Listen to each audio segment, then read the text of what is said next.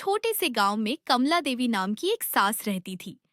पूरे गांव में उनकी पहचान एक झगड़ालू और तेज तर्रार महिला के रूप में थी। छोटी छोटी बातों पर भी वह गुस्सा हो जाती थी और हर किसी से बहस करना उनकी आदत बन चुकी थी। उनके बेटे मोहन की शादी जब सीधी सादी शांत स्वभाव वाली लड़की गीता से हुई, तो पूरे गांव को यही लगा कि अब इस घर में रोज झगड़े होंगे।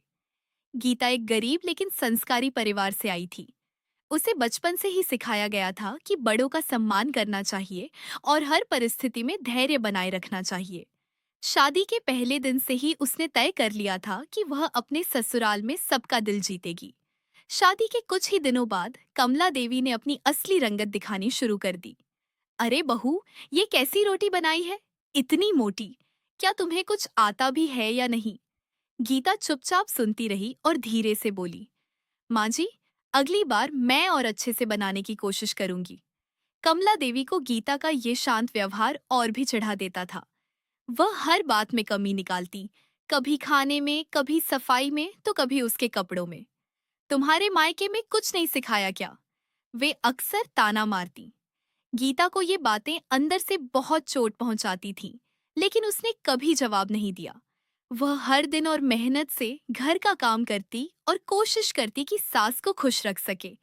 एक दिन मोहन ने अपनी माँ से कहा, माँ, गीता बहुत अच्छी है, आप उससे इतना क्यों नाराज रहती हैं?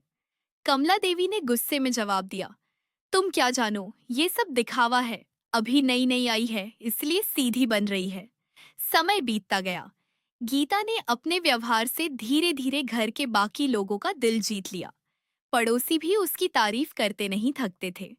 कमला, तुम्हारी बहू तो बहुत ही अच्छी है, एक पड़ोसन ने कहा। कमला देवी को ये सुनकर भी अच्छा नहीं लगा।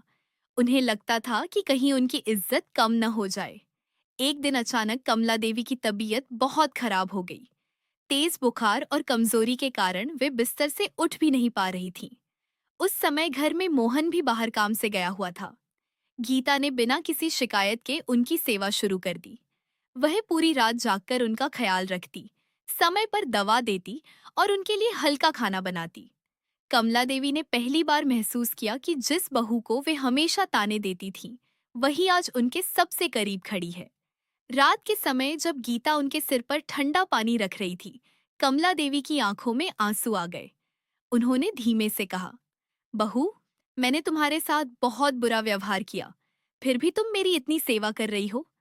गीता मुस्कुराई और बोली, माँ जी, आप मेरी माँ जैसी हैं। माँ से कोई नाराज थोड़ी होता है। ये सुनकर कमला देवी का दिल पिघल गया। उन्हें अपनी गलती का एहसास हुआ। अगले दिन जब उनकी तबीयत थोड़ी ठीक हुई, उन्होंने पूरे घर के सामने गीता से माफी मांगी। बहू, मुझे माफ कर दो, मैंने तुम्हें कभी समझा ही नहीं। गीता ने तुरंत उनके पैर छू लिए और कहा, माँ जी, माफी कैसी, अब सब ठीक है। उस दिन के बाद कमला देवी का व्यवहार पूरी तरह बदल गया। उन्होंने गीता को बेटी की तरह अपनाया और उसकी हर बात का सम्मान करने लगी। अब घर में पहले जैसी कड़वाहट नहीं थी, बल्कि प्यार और समझदारी का माहौल था। गांव वाले भी इस बदलाव को देखकर हैरान थे। देखो, प्यार और धैर्य से कितना बड़ा बदलाव आ गया, लोग कहते। गीता की सादगी और सहनशीलता ने न केवल उसका घर बसाया, बल्कि एक झगड़ालू सास के दिल को भी बदल दिया। सीख, धैर्य, प्यार और सम्मान से हर कठिन रिश्ते को भी सुधारा जा सकता है। कभी कभी चुप रहकर सही समय का इंतजार करना ही सबसे बड़ी समझदारी होती है।